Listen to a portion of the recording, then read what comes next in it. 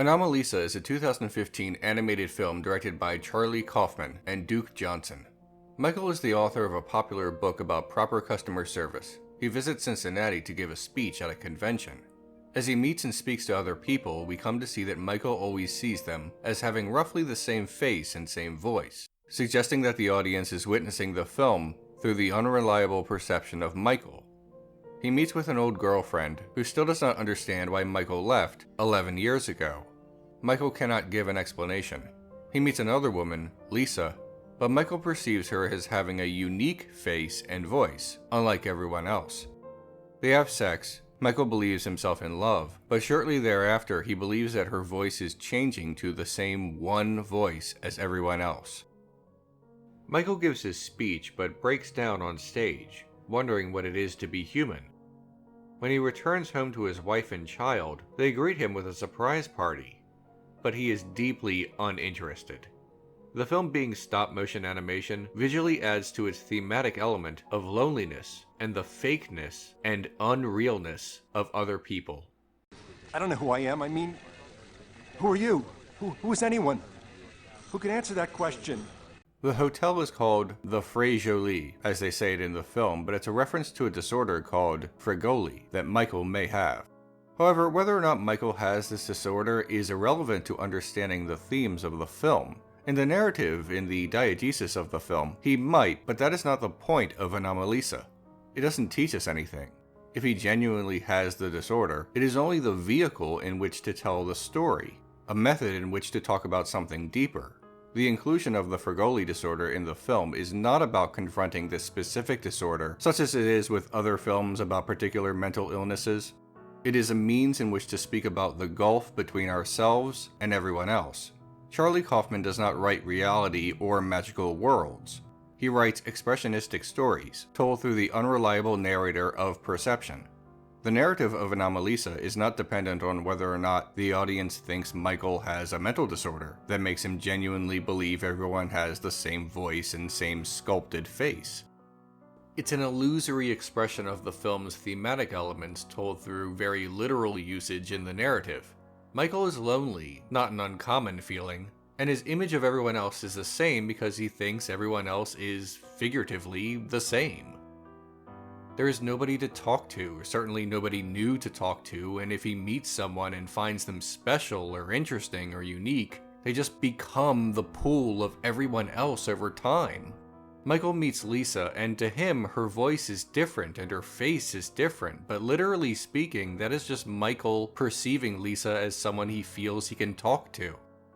But the moment he recognizes the slightest problem with Lisa, that being that she eats awkwardly, Michael perceives her voice changing to that one voice that everyone else in the film has, because her specialness is gone.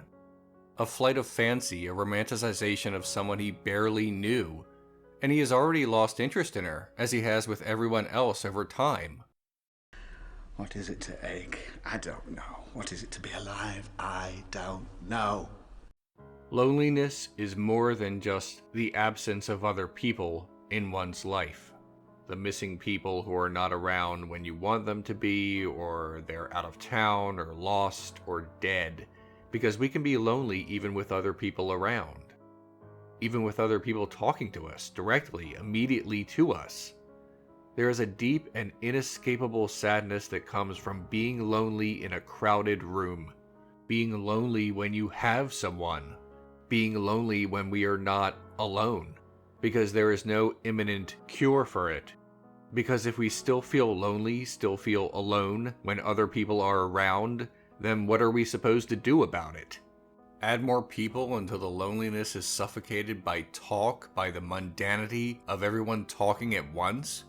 In the beginning of the film, we have a blank screen and we hear so many voices talking over each other that nobody is really listening, and the audience is certainly not listening because we can't decipher one individual over another. This happens again during the last minute or so of the ending credits. The film's point, its themes, its narrative does not end when the credits begin. We get lost in this void of other people, just other people talking over each other, and it is possible, even likely, to feel lonely around other people. And it is so terrible because of that aforementioned lack of cure. We can't solve it with the opposite, a lack of people, because that is lonely too. Early in the film, Michael awkwardly speaks to a man sitting next to him on the plane. The man holds Michael's hand out of fear of flying. Michael is lonely, but this intimacy does not save him. It only makes it worse and more awkward. But I don't like to fly. I said it's okay. You can let go now, though. When he's in the taxi on the way to the hotel, the cabbie speaks to him about nothing, never really picking up on Michael's implied disinterest in the tedious subjects, the mundane topics that the cabbie wants to discuss. Michael is lost in his own universe too, and even though they share a space together of no more than a few feet, they are worlds apart and completely disconnected. Michael is lonely, but does not even consider the notion of having a meaningful conversation with this stranger because it's just too awkward. When he speaks to his wife on the phone, there is more disconnect, and when his wife says their son wants to talk to him, Michael pushes back on this a little, not feeling the need to check in with his child. He meets two women who came to the convention at the hotel, specifically to hear Michael give his speech. He's a kind of minor celebrity who people seem to adore, but when it's time to accept that adoration, he finds it hollow. He is surrounded by people, all attentively looking at him and piercing into him and taking in every word, but he feels alone. Because being around people is not always a cure for loneliness, because if it were, the implication would be that loneliness is only a kind of interpersonal cabin fever, not having anyone around. But it's not. Loneliness is the feeling of being alone in a far grander and more terrible way. The feeling of being around people, but not knowing what to say. The feeling of being around people, but being too afraid to say anything meaningful. The feeling of being around people, but knowing we are alone in the universe. People without social anxiety or depression might not get this. Michael, during his speech, asks, "What is it to be human? What is it to ache?"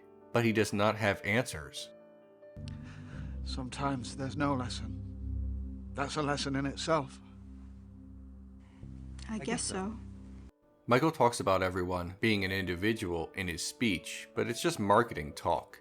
In his mind, in his reality, everyone is the same. Everyone is everyone else. And when you meet someone who you think is different and wonderful and has a voice, eventually they become everyone else too. They are not special anymore. Just another dry monotone in a sea of people talking over each other. Maybe the reason why he can see Lisa, if only for a short time, is because she, too, is lonely and isolated, an anomaly. Michael repeatedly says, "I have no one to talk to." He has a family, he has friends that he does not recognize, and he has fans, but loneliness is not the absence of other people. It is an absence of connection. It is the feeling of meaninglessness. There is no lesson, Michael says. Everything is mundane or disappointing, and nothing changes.